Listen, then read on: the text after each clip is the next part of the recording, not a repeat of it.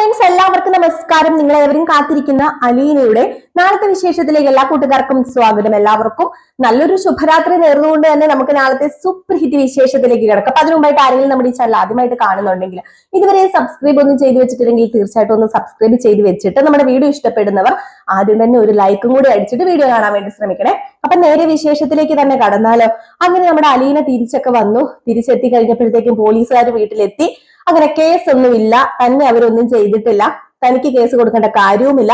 അവരങ്ങനെ ചെയ്തിട്ടുണ്ടെങ്കിൽ അവർ പേടിച്ചിട്ടാണ്. അപ്പം കേസ് കൊടുത്ത് വെറുതെ എന്തിനാ വൈരാഗ്യം ഉണ്ടാക്കി വെക്കുന്നത്, നിങ്ങൾക്ക് ഒരു പണിയാകും എന്നൊക്കെ പറഞ്ഞ് നമ്മുടെ അലീന നൈസ് ആ കേസ് അങ്ങ് ഒതുക്കി അങ്ങോട്ട് തീർത്തു. ഏതായാലും ഇത് കഴിഞ്ഞ് പോലീസുകാർ വന്ന് പോവുകയും നമ്മുടെ ബാലചന്ദ്രനോട് കാര്യങ്ങളൊക്കെ പറയാൻ ശ്രമിച്ചപ്പം കൂടുതലൊന്നും സംസാരിക്കണ്ട, ബാക്കി കാര്യങ്ങളൊക്കെ എനിക്ക് അറിയാം, ഞാൻ ചെയ്തോളാം എന്നുള്ള രീതിയിൽ ഒരു പുച്ഛത്തോടു കൂടി തന്നെ ആ SI സംസാരിക്കുന്ന ഒരു ഭാഗമാണ് ലാസ്റ്റ് ആയിട്ട് കണ്ടത്.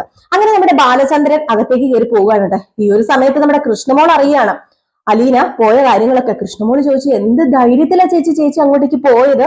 അവരൊക്കെ കൂടി ചേച്ചിനെ എന്തെങ്കിലും ചെയ്തിരുന്നെങ്കിലോ, ചേച്ചീനെ പെട്രോൾ ഒഴിച്ചു, മണ്ണെണ്ണ ഒഴിച്ചു എന്നൊക്കെ പറഞ്ഞു കഴിഞ്ഞിട്ടുണ്ടെങ്കിൽ എനിക്ക് കേട്ടപ്പോ തന്നെ പേടിയാവുക. ചേച്ചിക്ക് എന്നെ വിളിക്കത്തില്ലായിരുന്നോ? ഞാനും കൂടെ ചേച്ചിയുടെ കൂടെ കൂട്ടുവരത്തില്ലായിരുന്നോ? ഇത് ചേച്ചി തന്നെ പോയിട്ട് എന്തെങ്കിലും സംഭവിച്ചിരുന്നെങ്കിലോ? ഇനി മേലാൽ അങ്ങോട്ടേക്ക് പോയേക്കരുത്. അങ്ങനെ പറയല്ലേ മോളെ, ഞാൻ അങ്ങോട്ടേക്ക് പോകും, എനിക്ക് ആ കുട്ടീനെ കാണണം.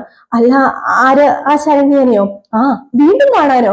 അതേന്നെ, പാവം ഒരു പെങ്കൊച്ചാ മോളെ, നിന്നെ പോലെയും ബബിതേനെ പോലെയും എന്റെ രേവതി കുട്ടീനെ പോലെയൊക്കെ എനിക്ക് തോന്നുന്നത്. പാവം, അവക്കിപ്പം വേണ്ടത് അവളുടെ സമപ്രായക്കാരല്ലെങ്കിൽ അവളുടെ ഒപ്പമുള്ളവരുടെ ഒരു കരുതലും സ്നേഹവും ഒക്കെയാണ്, ആ ഒരു കൂട്ടും ഒക്കെയാണ് അവൾക്ക് വേണ്ടത്. അങ്ങനെ കൊടുക്കാൻ ഞാനുണ്ടെങ്കിൽ അവള് ജീവിതത്തിലേക്ക് തിരിച്ചു വരും. നിനക്കറിയാമോ, ആ കുട്ടി ആരോടും പ്രതികരിക്കുന്നില്ലായിരുന്നു. ഞാൻ ചെന്ന് കഴിഞ്ഞപ്പോ ആ കുട്ടി എന്നോട് പ്രതികരിച്ചു. ഞാൻ കൊടുത്ത ആഹാരമൊക്കെ അത് കഴിച്ചു. സത്യം പറയാലോ, ഒരുപാട് സങ്കടം തോന്നി എനിക്ക് അതിനെ കണ്ടപ്പം. ഞാൻ എന്നെ തന്നെയാ ആ കണ്ണിലൂടെ കണ്ടത്. ഞാനും അങ്ങനെ ആകേണ്ടവളല്ലായിരുന്നോ എന്നോർത്തപ്പോ എനിക്ക് ഒരുപാട് സങ്കടമായി മോളെ. ഏതായാലും പോകാതിരുന്നാ പറ്റില്ല. എന്നും പോണം, എന്നും അവളുടെ അടുത്ത് പോയി ഇരുന്ന് കുറച്ചു നേരം സ്പെൻഡ് ചെയ്യണം. അവളുടെ വിഷമങ്ങളും സങ്കടങ്ങളും ഒക്കെ ചോദിച്ചറിഞ്ഞ് അവളെ പഴയ ശരണ്യാക്കി മാറ്റണം. ഒരുപക്ഷെ നമ്മളും കൂടെ കാരണമല്ലേ, നമ്മുടെ കുടുംബത്തിലുള്ളവരും കൂടെ കാരണമല്ലേ ഇങ്ങനെ അവൾ ഇങ്ങനെ ആയി തീർന്നത്. അത് പിന്നെ അലീന ചേച്ചി എങ്കിലും വേണ്ടായിരുന്നു.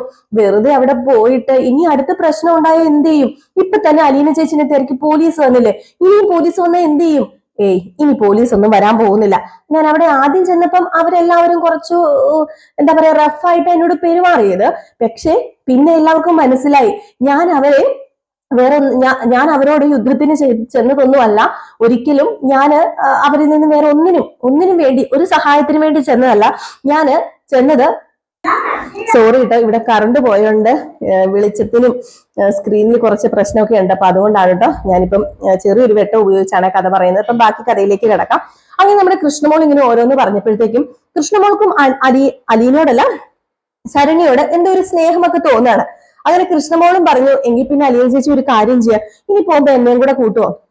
ഞാൻ ആദ്യം 2-3 ദിവസം തന്നെ ഒന്ന് പോയി നോക്കട്ടെ മോളെ, അത് കഴിഞ്ഞ് മോളെയും കൂടെ കൂട്ടിക്കൊണ്ട് പോകാം. ഇപ്പൊ തൽക്കാലം മോള് വരണ്ട, കാരണം അവരെന്താ എങ്ങനെയാണെന്നൊന്നും അറിയാതെ അങ്ങോട്ടേക്ക് വന്നു കഴിഞ്ഞാലേ ശരിയാവില്ല. എങ്കിലേ 2 ദിവസം കൂടെ കഴിഞ്ഞിട്ട് ചേച്ചി എന്നെ കൂട്ടിക്കൊണ്ട് പോണേ. മാത്രമല്ല മോള് ബാലചന്ദ്രൻ മേനോന്റെ മകളാണെന്നും കൂടി അറിഞ്ഞു കഴിഞ്ഞാല് ആകെപ്പാടെ പ്രശ്നമാകും. പിന്നെ അവര് ചിലപ്പോ എന്താ ചെയ്യുന്നതെന്ന് പറയാൻ പറ്റില്ല. ഞാൻ ഈ വീട്ടിലെ വേലക്കാരിയാണെന്ന് മാത്രമേ അവർക്ക് അറിയത്തുള്ളൂ, അതും പകുതി പേർക്ക് അറിയില്ല. അതും കൂടി അറിഞ്ഞു കഴിഞ്ഞാൽ എന്തായി തീരുന്നൊന്നും എനിക്കറിയില്ല. പക്ഷെ എനിക്ക് അവളെ കണ്ടേ പറ്റത്തുള്ളൂ, ഞാൻ അവളെ പോയി കാണും. കാരണം അറിയാലോ, നമ്മുടെ കുടുംബത്തിലെ 2 പേരുണ്ട് പ്രതികള്. അപ്പൊ അതുകൊണ്ടൊക്കെ എന്തോ എന്റെ മനസ്സിന് വല്ലാത്തൊരു സങ്കടവും വിഷമവും ഒക്കെയാ. ആ കുട്ടീനെ നേരെയാക്കി എടുക്കണം. അതൊരു ഇരുട്ടത്തെ അത് കിടക്കത്തുള്ളൂ. വെളിച്ചം കാണുമ്പം അതിനെന്തോ പേടിയൊക്കെ പോലെയാ.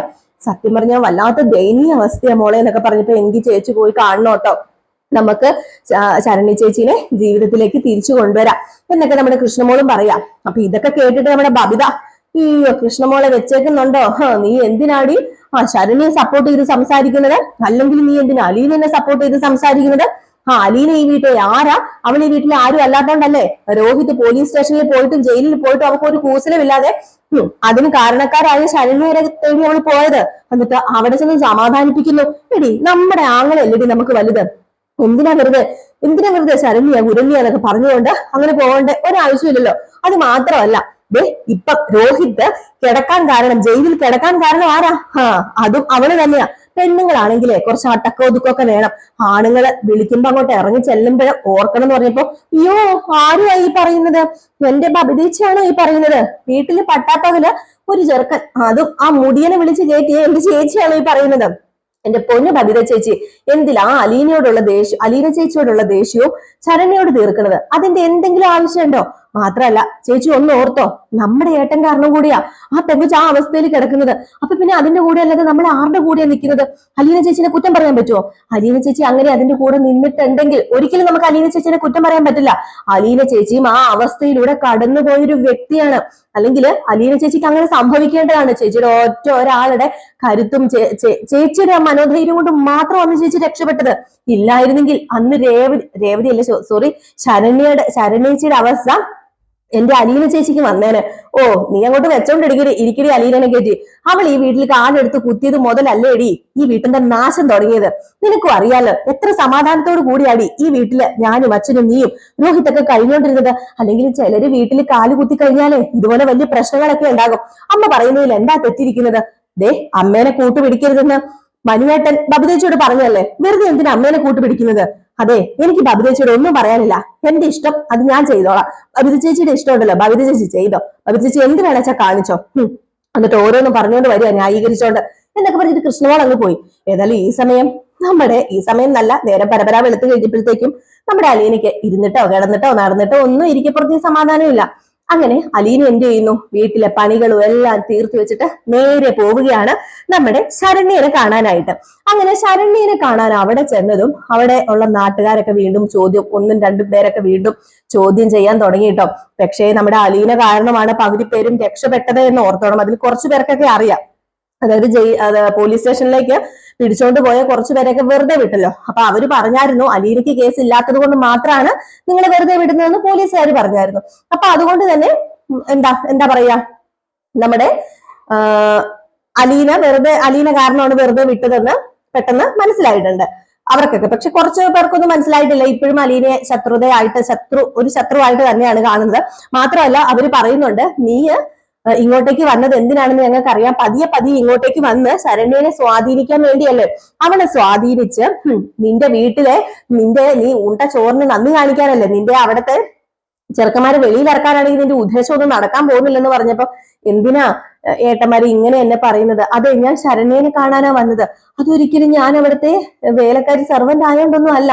എനിക്ക് അവളെ കാണണം, അവളോട് സംസാരിക്കണം, മിണ്ടണം, അവളോട് കൂട്ടുകൂടണം, അവളെ പഴയ ജീവിതത്തിലേക്ക് തിരിച്ചു കൊണ്ടുവരാൻ ഞാൻ ആഗ്രഹിക്കുന്നുണ്ട്.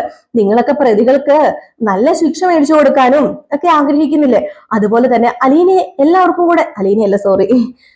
ശരണ്യ എല്ലാവരും കൂടെ ഒരുമിച്ച് നിന്നാലേ അവളുടെ ജീവിതത്തിലേക്ക് തിരിച്ചു കൊണ്ടുവരാൻ സാധിക്കും. അതുകൊണ്ട് എന്റെ കൂടെ എല്ലാവരും ഒന്ന് നിൽക്കാൻ നോക്ക്. ഞാൻ ഒന്നും ചെയ്യില്ല. ഞാനും പ്രതികൾക്കെതിരെ തന്നെയാ. പ്രതികൾക്ക് മാക്സിമം എത്രമാത്രം ശിക്ഷ കിട്ടാമോ അത്രമാത്രം ശിക്ഷ മേടിച്ചു കൊടുക്കാൻ തന്നെയാ ഞാനും സത്യം പറഞ്ഞാല് എന്റെ മനസ്സിലും ആഗ്രഹം. അതുകൊണ്ട് ഒരിക്കലും ഞാന് അവിടത്തെ സെർവന്റ് ആണെന്നോ അങ്ങനെ ഒന്നും പറഞ്ഞിട്ട് ആരും എന്നോട് ഇങ്ങനെയൊന്നും പെരുമാറരുത്. ഞാനൊന്ന് അവളെ കണ്ടോട്ടെ എന്ന് പറഞ്ഞിട്ട് നേരെ വീട്ടിലേക്ക് കയറി പോവാണ് കേട്ടോ. നമ്മുടെ ശരണ്യയുടെ അടുത്തേക്ക് പോവാണ്. അപ്പൊ ഈ ഓമനക്കുട്ടനുണ്ടല്ലോ, നമ്മുടെ ശരണ്യയുടെ ആങ്ങളെയും ചോദ്യം ചെയ്യുവാണ് കേട്ടോ. ആങ്ങളെ ചോദ്യം ചെയ്യുന്നത് വേറൊന്നുമല്ല, നീ എന്തിനാണ് ഇവിടെ വരുന്നത്? നീ ആ വീട്ടിലെ ബാലചന്ദ്രമേനോന്റെ സെർവന്റ് അല്ലേ നീ ഇവിടെ വരുന്നത്? അവര് പറഞ്ഞിട്ട് തന്നെയാണ്, അവര് പറഞ്ഞ് നിന്നെ ഇവിടെ വിട്ടിട്ട് എന്റെ പെങ്ങടെ മനസ്സ് മാറ്റിക്കാൻ വേണ്ടി നീ എന്റെ പെങ്ങടെ കൂടെ കൂടിയേക്കുന്നത് എനിക്ക് നന്നായിട്ട് അറിയാം. ദയവ് ചെയ്ത് എന്റെ വീട്ടിൽ നിന്ന് ഇറങ്ങി പോവുമോ? നിങ്ങളുമായിട്ട് സഹകരിക്കുന്നത് എനിക്കോ എന്റെ കുടുംബക്കാർക്കോ ഇഷ്ടമല്ല. ഇവിടെ നിന്ന് ഇറങ്ങി പോകാൻ പറഞ്ഞപ്പോഴത്തേക്കുമാണ് നമ്മുടെ അലീന പറഞ്ഞത്, എന്താ ഇങ്ങനെയൊക്കെ പറയുന്നത്? അതെ, ഞാനൊരു കാര്യം പറഞ്ഞോട്ടെ. ഞാൻ ഇന്നലെ വന്ന് അവളെ കണ്ടതാണല്ലോ. എന്നിട്ട് എന്തെങ്കിലും സംഭവിച്ചോ? ഇല്ലല്ലോ. ഞാൻ അവളെ വന്ന് കണ്ടു, അവളോട് സംസാരിച്ചു. അവൾ എന്നോടും സംസാരിക്കട്ടെ. എന്നോട് സംസാരിച്ചു തുടങ്ങുമ്പോൾ അവളുടെ പഴയ അവസ്ഥയൊക്കെ മാറും. നിങ്ങൾ വിചാരിക്കുന്നത് പോലെ ഒരിക്കലും ഞാൻ ബാലചന്ദ്രന് കൂട്ട് നിൽക്കില്ല. ബാലചന്ദ്രൻ സാറിന്റെ കൂട്ട് നിൽക്കുകയോ ബാലചന്ദ്രൻ സാറിന് കൂട്ടുനിന്ന് രോഹിത്തിനെയോ അല്ലെങ്കിൽ ഒരു പ്രതികളെയും ഇറക്കാൻ ഞാൻ ശ്രമിക്കില്ല. ഞാൻ എന്നും ശരണ്യയുടെയും നിങ്ങളുടെയും ഒക്കെ കൂടെ തന്നെയാണ്. അവളുടെ ഒരു ചേച്ചിയായിട്ട്, അവൾ എന്റെ ഒരു അനിയത്തിക്കുട്ടിയായിട്ട്, നീ എന്റെ ഒരു അനിയനായിട്ട് മാത്രമേ ഞാൻ കണ്ടിട്ടുള്ളൂ. അല്ലാതെ ഒരിക്കലും ഈ അലീന വേറൊരു രീതിയിലും വന്നതല്ല സ്വാധീനിക്കാനോ പണം നൽകി സ്വാധീനിക്കാനോ, അല്ലെങ്കിൽ ഒരിക്കലും ഞാൻ പ്രതികളുടെ പക്ഷത്തെയല്ല നിന്ന് നിങ്ങൾ ഒന്ന് മനസ്സിലാക്കണമെന്ന് പറഞ്ഞ്